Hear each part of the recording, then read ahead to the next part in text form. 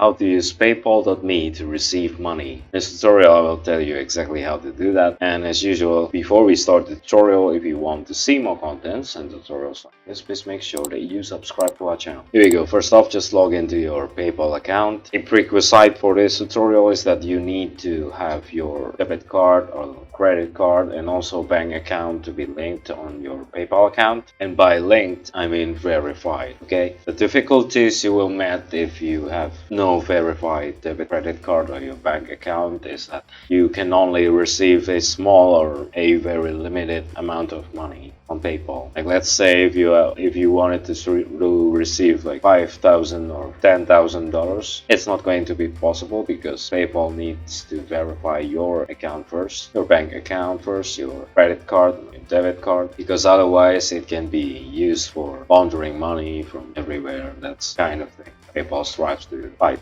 And to actually see your PayPal.me account, the PayPal.me address that you can use to receive money or to request money on PayPal, just go to your settings next to the logout on the top right, like so. And that's pretty much your username here.